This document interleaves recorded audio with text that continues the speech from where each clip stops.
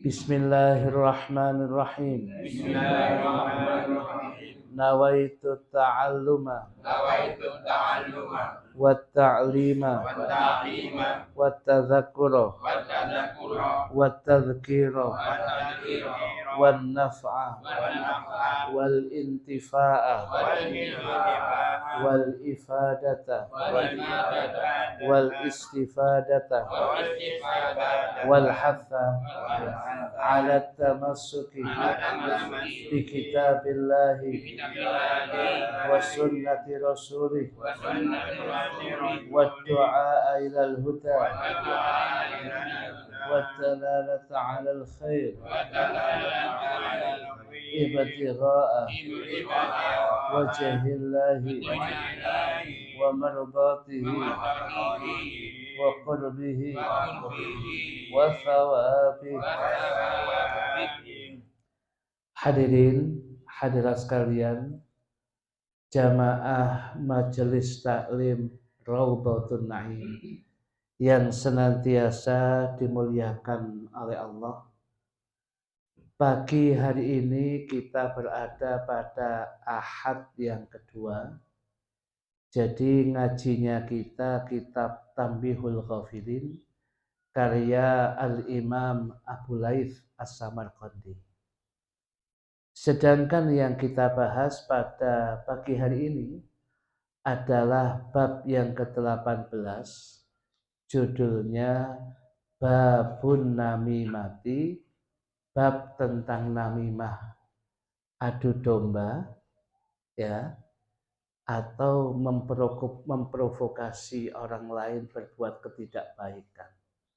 Nah, bagi yang bawa terjemahan Jawa pun juznya juz 4, halamannya 918. 918. Hadirin hadirat sekalian yang dimuliakan oleh Allah, disebutkan wonten hadis sebelumnya.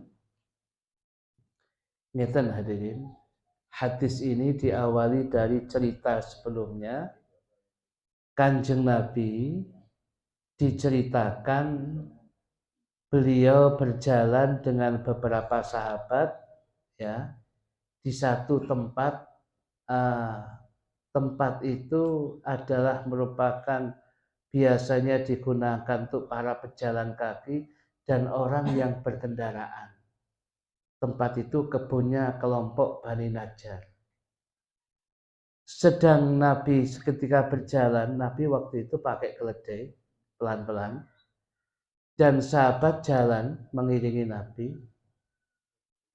Tengah-tengah mereka berjalan di perkebunan Bani Najjar itu, tahu-tahu keledainya Nabi kuaget.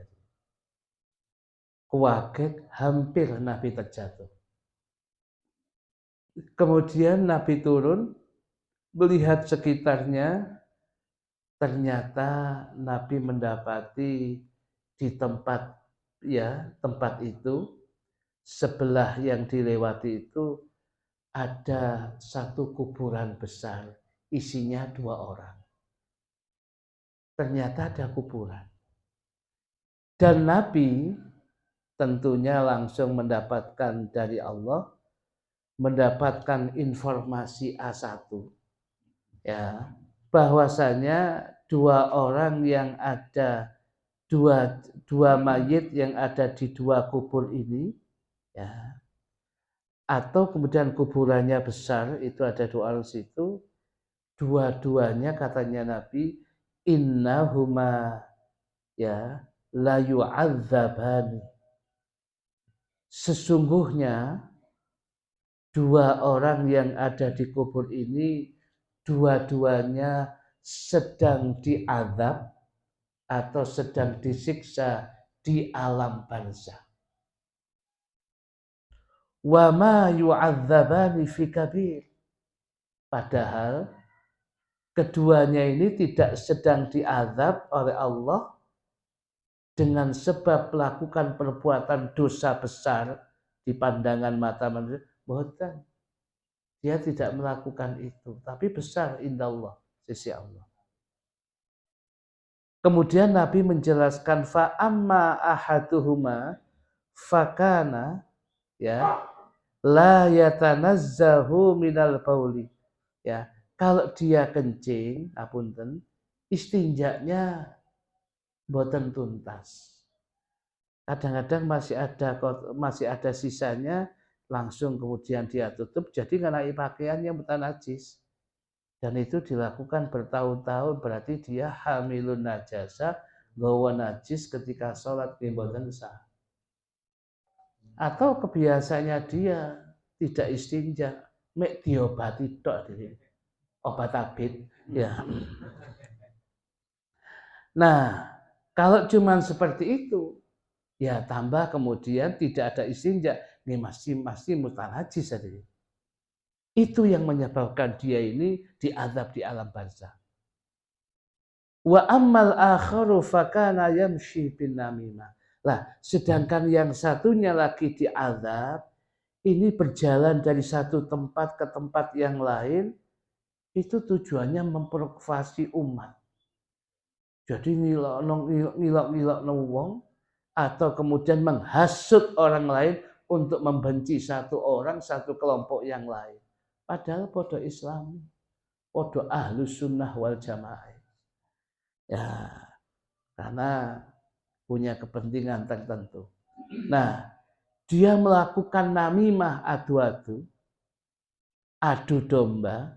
Lah, inilah dia diazab, ya, dia disiksa di dalam alam barzah itu seperti itu. Nah, sekarang masuk pengajian kita. Qala al-faqihu, berkatalah al-faqih Al-Imam Abu Laith As-Samarqandi radhiyallahu taala anhu, beliau mengatakan makna qaulihi, adapun ucapan hadis Nabi, ucapan Nabi, ma yu'adzabani fi kabirin, dua-duanya itu tidaklah diazab, tidaklah dua-duanya itu disiksa, ya, dikarenakan melakukan dosa besar, enggak. Yakni maksudnya laisa bikabiratin, ini bukanlah merupakan dosa besar indakum, di sisi kalian.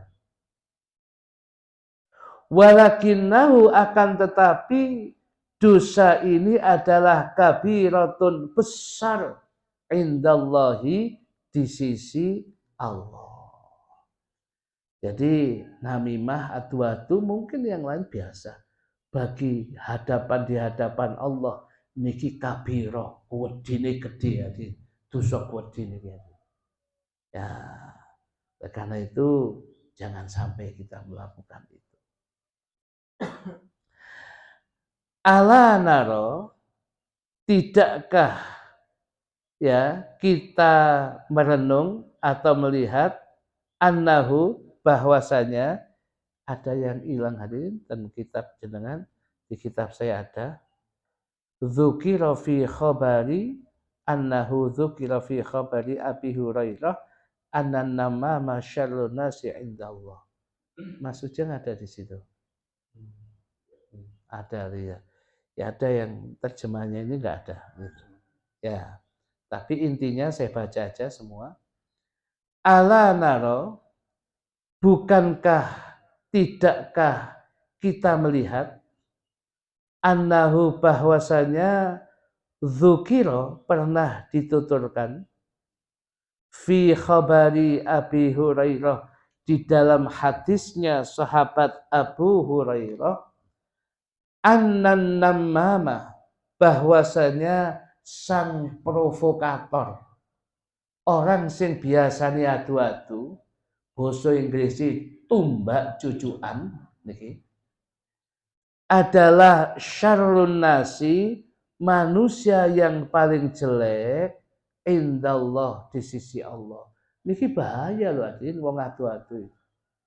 Bisa jadi rumah tangga harmonis itu bisa kemudian tukaran sampai pisah-pisahan seperti ini. Nanti ada contohnya dalam ungkapan ceritanya. Malahan bukan sekedar pisah, suami istri itu saling bunuh-membunuh suami istri itu. Sampai kemudian kerabatnya istri kepadanya lagi ikut juga, akhirnya terjadi peperangan suku hadirin. Ya karena namimah adu-adu. Yang kebetulan dilakukan oleh apa itu budak mereka. Ya. Dan di akhir zaman, ngoten niku tambah dilebokno medsos tadi. Ya. Orang nggak boleh hadirin menuduh orang lain selingkuh, zina. Loh, orang yang menuduh itu harus berani mendatangkan 4 saksi yang melihat langsung. Kalau lewat CCTV nggak boleh hadirin, nggak masuk niku fikihnya. Lah itu hanya cuma 1 orang, mantan suaminya mengatakan ini suami istri saya dulu. Itu kemudian di infotainment. Kemudian ya tidak lepas daripada laki hukumnya apa? Qadzaf. Itu hukumnya qadzaf. Ya, qadzaf itu menuduh orang lain berbuat zina sedangkan yang menuduh tidak mampu menghadirkan 4 saksi yang melihat langsung. Ya. Maka kiai-kiai dulu niku hadirin saking hati-hati ngoten ketokane sederhana. Tapi akhirnya kemudian diubah dengan yang lain. Wonten kiai diberitahu, "Ih, napa? Kaji fulan niku ya melakukan perbuatan ngeten. Rupane senengane tiang esti ngeten. Ya, supaya tidak timbul qadzaf menuduh kaji itu, dialino hadirin. Kira-kira sing iku ayu ah. Lho ayu iku. Ya, jadi diganti pertanyaan ini. Ya, supaya nanti kemudian kalau sampean nggih jarine melakukan perbuatan iku ten lho. Ngoten niku perbuatan niku ten griya niki, ten hotel.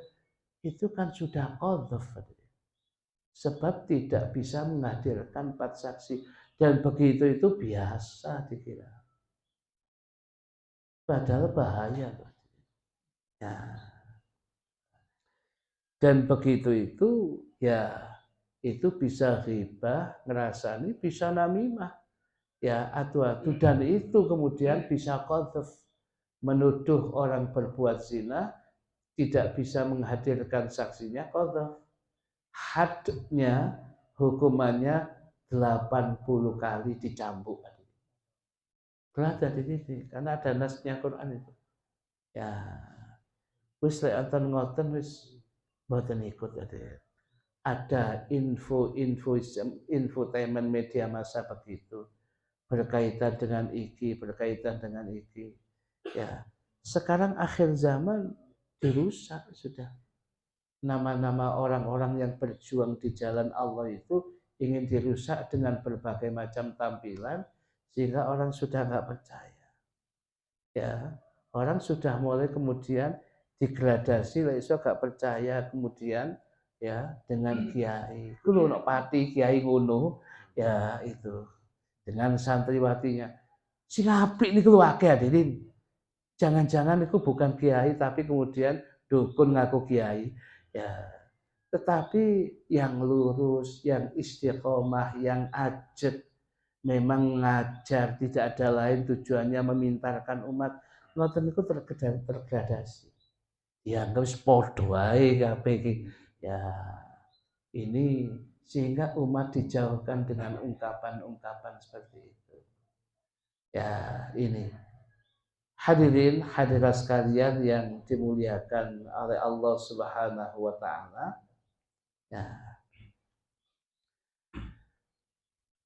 Dikatakan, bukankah dikatakan dalam hadisnya sahabat Abu Hurairah, annan namama syarrun nasi indallah, orang yang adu-adu, provokator itu sejelek-jeleknya manusia di sisi Allah. Berarti ini dosa gede.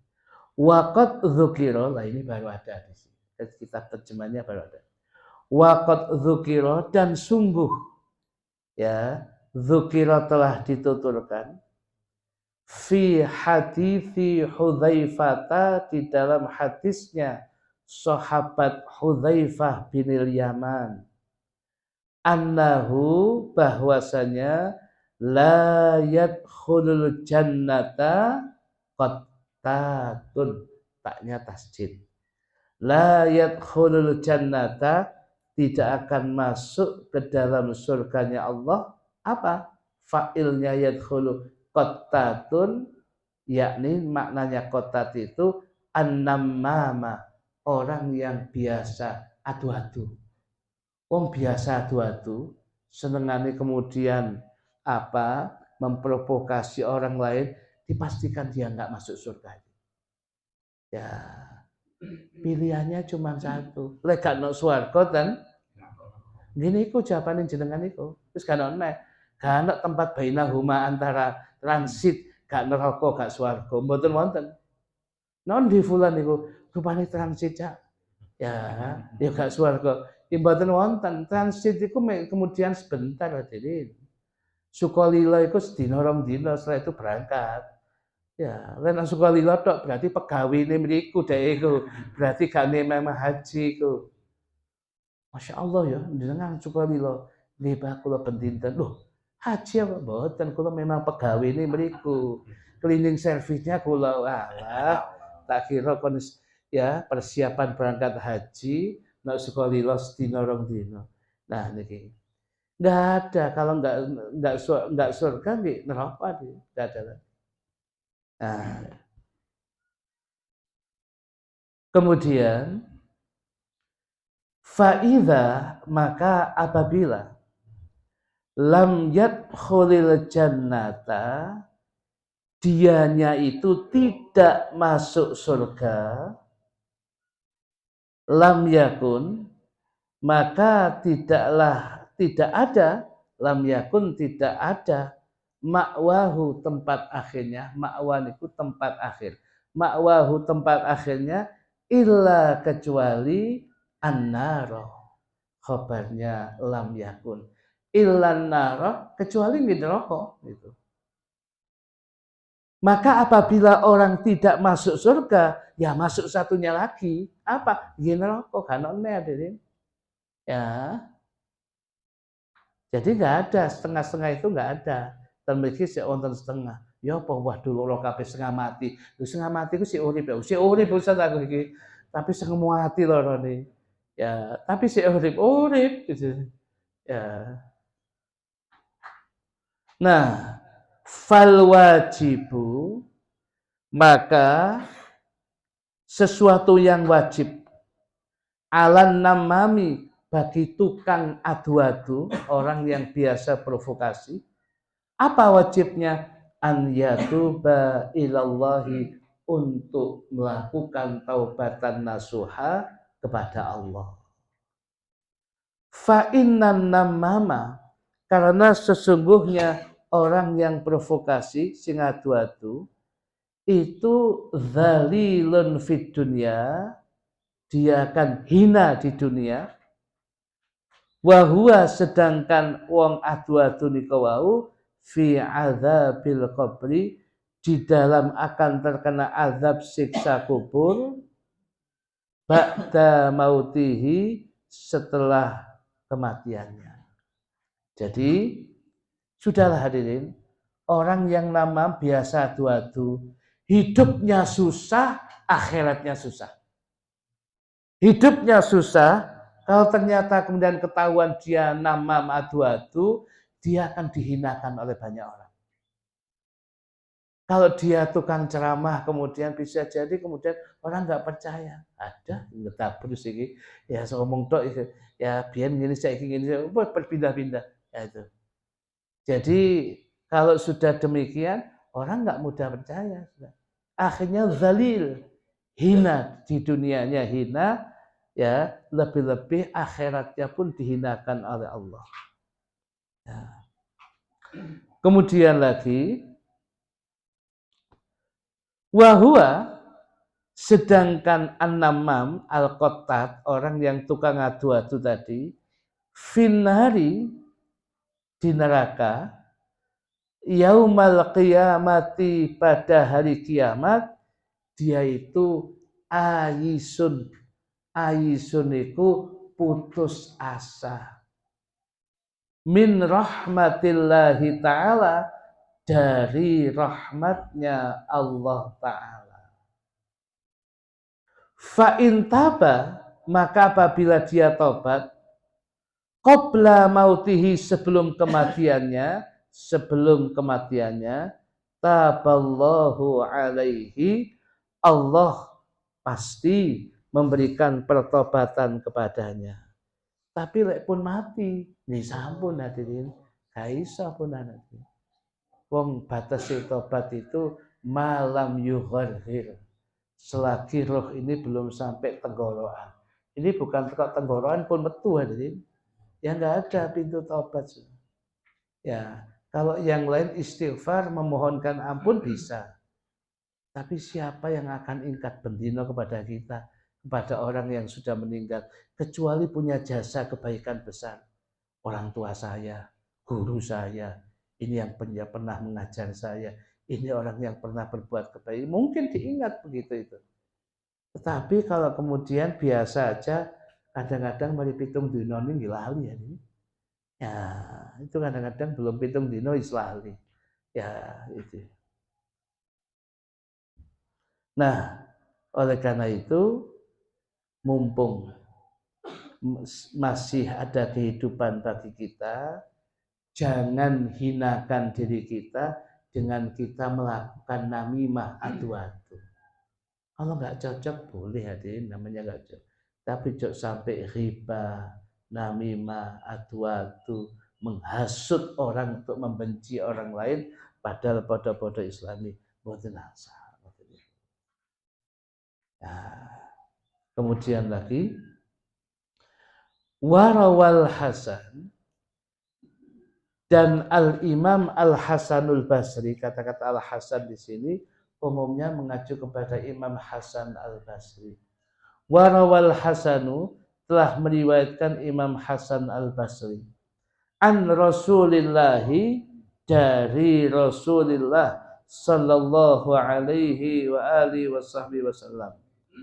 Qala annahu qala, beliau bersabda, min syarrin nasi, sebagian dari sejelek-jeleknya manusia adalah dzul wajhaini, orang yang punya dua muka. Ya, jadi orang yang punya dua muka, malah mukanya gak dua, bisa tiga, bisa empat. Ya, tergantung kepentingan. Ya, nok kono ngomongi A, nok kene ngomongi B, nok kono ngomongi C. Ya, ini enggak jelas, dia tidak punya pendirian.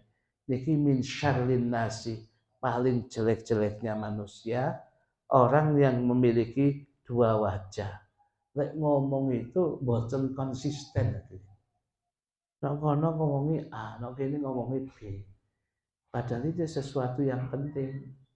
Nah, maka orang yang punya dua wajah itu ya'ti haula'i biwajhin wa haula'i biwajhin. Datang ke kelompok tertentu dengan satu wajah, datang ke kelompok yang lain dengan wajah yang lain. Itu nanti di akhirat dia termasuk yang seperti ini. Wa man kana dzalisanaini, dan barang siapa yang dia ini memiliki dua lisan, dua lidah, fit dunya, di dunia, fa innallaha ta'ala, maka sesungguhnya Allah Ta'ala yaj'alu lahu, menjadikan orang ini ya yaumal qiyamati, pada hari kiamat, lisanaini minan nar, dua lidah yang terbuat dari panasnya api neraka. Artinya orang itu kalau punya dzalisane, dua lisan, dua lidah, ngomongnya mincela-mincele. Ya, ngomongnya mincela-mincele gak jelas. Kelompok mudabdab. Ya, jadi gak jelas. Sama niku sing jelas sih kelompok. Ya, sama gak jelasin. Jadi dia gak jelas ngomong. Ya, niki. Maka segala sesuatu yang remeng-remeng gak jelas, niku bahaya diri. Sampeyan niku sakjane lanang apa wedok? Kula niki laura. Lanang ora, wedok ora. Niki nggih bahaya lho, Dik. Ya, kula seneng ditumut ibu-ibu muslimah tumut tahlilan. Tapi ati mboten seneng ditumut bapak-bapak malam Jumat. Lha sampeyan niku melok endi? Wah, kabeh lintas daerah sampeyan dhewe lintas alam. Ya, ya. Nah, begini ini orang yang kemudian punya dua lisan, maka dia akan dibuatkan lisannya itu kemudian dibagi dua, bercabang dua, semuanya terbuat dari panasnya di neraka. Loh, kalau lisan, lidah maksudnya, kan masuknya di mulut kita, itu terbuat dari api. Terus siapa? Manusia itu kemudian kalau sudah dalam mulutnya aja terbakar itu. Dan nggak bisa dimatikan loh. Ya. Oleh karena itu menjadi catatan kula panjenengan di dalam kehidupan yang sekali ini hadirin. Janganlah menjadi orang-orang yang kemudian namimah adu-adu. Bahaya kehidupan itu hadirin. Bahaya kehidupan yang demikian. Dan kemudian dalam proses kemudian kita kita keseharian itu jauhi perbuatan yang seperti ini karena termasuk bagian dari dosa besar. Ya, penutup niki hadirin panjang hadisnya atau akhir kisahnya.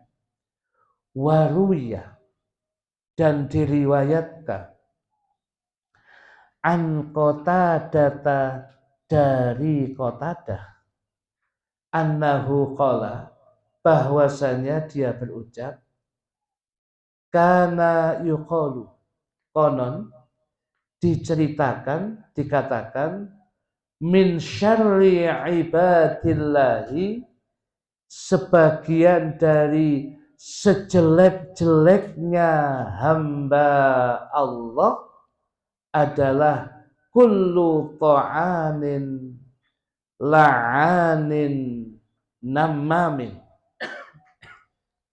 Sejelek-jeleknya hamba Allah itu adalah kullu ta'anin, sosok orang yang ahli mencacat orang lain. Ta'an itu menusuk artinya mencacat. Lah ono cacate wong kekurangan itu malah diekspos tadi. Malah diketok-ketokno digawe guyonan. Mboten salah iki. Kalau boleh milih yang kemudian kurang itu gak kepingin milih kayak ngono. Dia kalau jalan gak bisa tegak sebab rodok pincang, diguyu kemudian ya oleh ta'an iki mau diungkap digawe guyonan. Kalau dia bisa milih yang jejeg aja.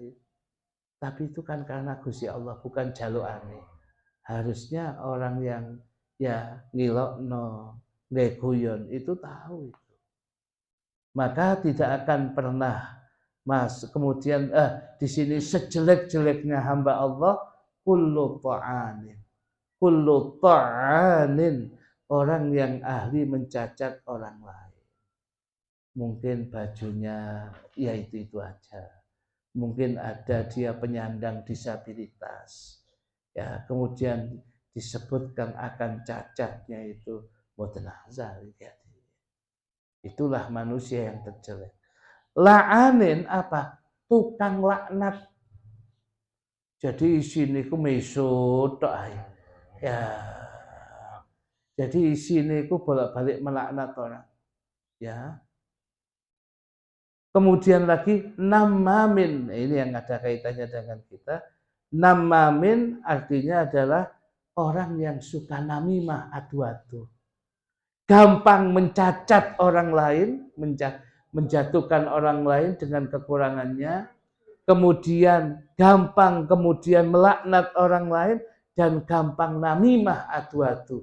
Loh, itu sejelek-jeleknya manusia. Ya. Wa kana yuqalu dan konon dikatakan adzabul qabri salasatu aslafin. Azab kubur, siksa kubur itu ada dibagi 3 bagian. Azab atau siksa kubur itu dibagi menjadi 3 bagian. 1, sulusun minal ghibati. 1/3 azab kubur itu disebabkan karena ghibah, ngerasani ya. Wa sulusun minal bauli. 1/3 lagi umumnya dilakukan orang yang istinjaknya tidak tuntas, buang air kecilnya tak tuntas. Wa thuluthun minan namimati, dan 1/3 itu karena namimah, adu-adu. Nah, hadirin hadirat sekalian yang dimuliakan oleh Allah, pun kainak kabeh nih ya. Ngerasani ya kuburan ya azab, istinja enggak tuntas ya azab, adu-adu ya azab. Apa mana yang melakukan 3 ini dilakukan 1 orang. Ya senangane ghibah, le istinja gak tuntas, yo namimah entek hadirin. Ya oleh malaikat gak kemudian diantem tok, lukup dintekno hadirin yang demikian. Hadirin hadirat sekalian yang dimuliakan oleh Allah, ini yang menjadi catatan kita. Artinya berhati-hatilah dalam kehidupan yang sekali ini pun ngantos namimah adu-adu. Ya, kita hentikan di sini dulu. Kita lihat waktu. Kita buka pertanyaan hari. Siapa tahu di antara panjenengan ada yang bertanya. Bapak-bapak boleh, ibu-ibu boleh. Dimulai dari bapak-bapak dulu. Wonten sing tangguh, bapak-bapak, monggo. Boten wonten nggih. Silakan ibu-ibu, monggo Bu. Ada Bu? Wonten. Monggo. Ustaz, menika keluar saking tema pertanyaan itu. Itu kan pada Idul Adha. Ada seseorang mungkin dari orang tuanya sering diakikoi. Bahasa menika saged tumbas kambing niku saya ini akikah dulu apa korban? Ini terus pundi? Matur nuwun. Pertanyaan bagus. Orang yang dulunya tidak sempat akikoh, kehidupan dulu sederhana Ustaz, mboten saged tumbas wedhus. Ya, sekarang alhamdulillah rezeki dimudahkan oleh Allah. Ya, kalau kemudian tumbas wedhus niku nggih saged. Sebab ternyata dikawin kali juragan sadian wedhus. Ya, tapi kan juragan hadirin. Wedhusnya atusan. Ya. Lah niku sing sae niku karena bisa itu akikah keriyen napa udhiyah kurban. Ngeten hadirin. Kalau kemudian kalau yang namanya akikah sepanjang tahun bisa pengen lakukan kapanpun. Ya, akikah boleh. Tetapi kalau kurban, waktu-waktunya tertentu. Tanggal 10 Zulhijjah dan hari-hari tasyrik 11, 12, 13 Zulhijjah. Itu aja waktunya. Sehingga kalau jenengan ngomong hari-hari ini, katakan bulannya sekarang Dzulqa'dah, ya, wis saya tak akikah saja. Loh terserah, gak apa-apa. Tetapi kalau panjenengan sudah bulannya bulan Dzulhijjah, panjenengan tanya lebih bagus mana Ustaz? Akikah nopo kurban? Di kurban. Yang paling bagus kurban. Tapi saya belum diakikoi. Insya Allah 3 tahun yang datang, insya Allah masih bisa. Tapi kurban momennya tiap tahun. Belum tentu tahun depan kita dapati. Nah, kalau sudah bulannya Dzulhijjah, lebih baik kurban. Dan kurban itu ya menurut ungkapan hadis Kanjeng Nabi Muhammad SAW dikatakan riwayatnya Al-Imam Ibnu Majah, Kalau di dalam ungkapan di dalam bulan-bulan Dzulhijjah tidak ada amalan Ibnu Adam, anak cucu Nabi Adam menungso niki yang lebih utama daripada hiraqatid dam, mengalirkan darah untuk kurban. Itu yang paling afdal. Jadi kalau panjenengan ditanya kemudian yang mana yang dahulukan? Kalau bulan Dzulhijjah paling afdal kurban. Sebab kurban itu khilaf di antara ulama, mukhtalafih, berbeda pendapat. Ada sebagian ulama yang mengatakan berkurban bagi yang mampu itu wajib. Sedangkan kurban itu umumnya bagi kita baik yang mampu itu hukumnya sebatas sunnah, tapi ada ulama yang hukumnya wajib. Nah, karena ada mukhtalaf gini perbedaan ini, ya satu sisi, sedangkan akikoh itu sunnah semua, nggak pernah ada yang mengatakan wajib kecuali dinazari.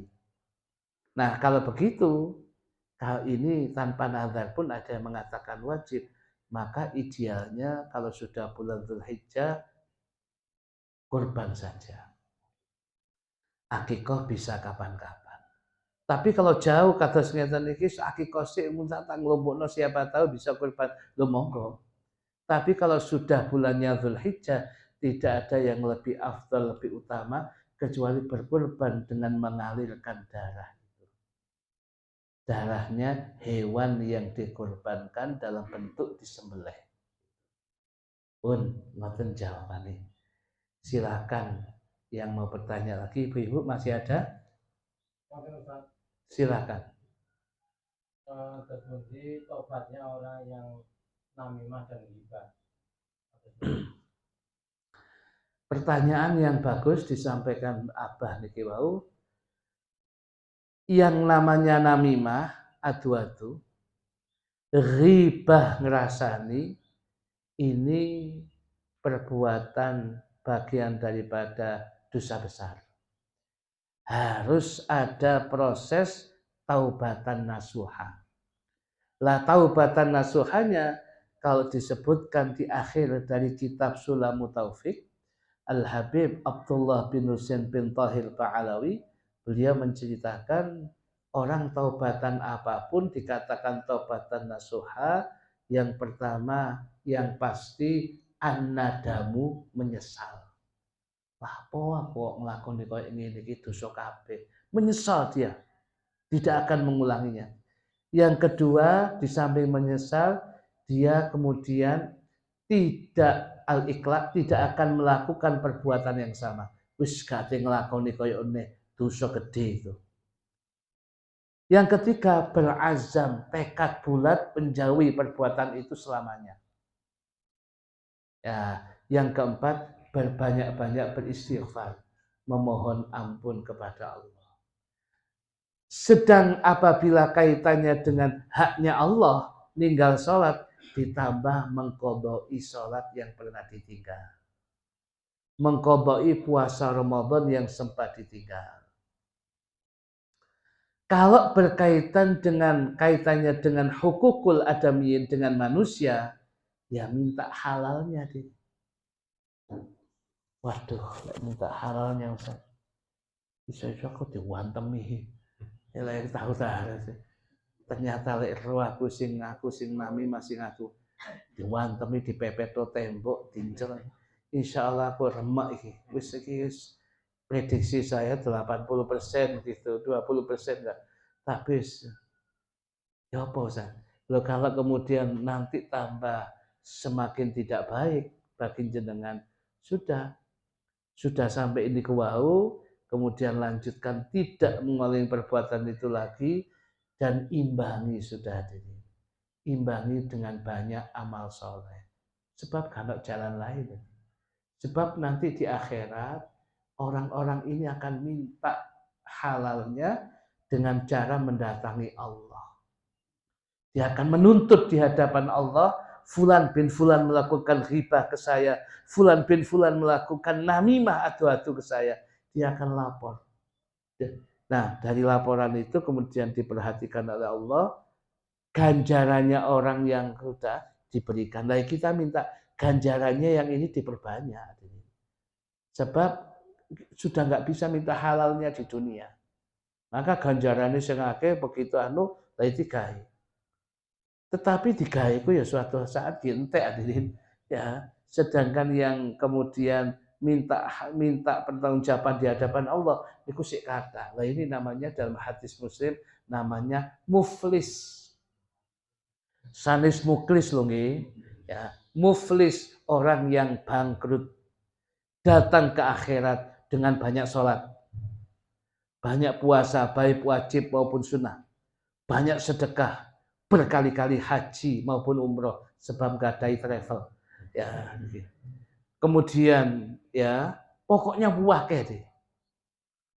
Tetapi di sisi lain ucapannya gampang mencaci maki orang, menjatuhkan orang, orangnya nggak balas sapa Gusti Allah. Tuh, orang nanti mencari orang yang begitu di hadapan Allah minta pengadilan yang hak, sehingga kemudian Allah mendatangkan orangnya sak ganjaran dikekno. Kalau tidak ada, ya dosa niki yang niki dikekno orang sing namimah adu-adu niku. Waduh, gak remek dong, ya gak remek, nyenyek hadirin. Nah, lalu kalau sudah begitu, ya sudahlah, jangan hadirin. Ya, jangan sampai namimah, jangan sampai ghibah. Sing biasa ghibah ngrasani bapak-bapak gitu. Bapak-bapak sing ndak mencoba nih. Ku sing biasane ghibah. Lah ibu-ibu niku masyaallah meneng. Ya, masyaallah meneng karena omongnya hadirin. Ya, karena omongnya masyaallah. Tak ngoten Bu nggih? Nggih. Allah. Masih ada lagi yang bertanya? Cukup nggih? Oke. Bismillahirrahmanirrahim. Alhamdulillahirabbil alamin.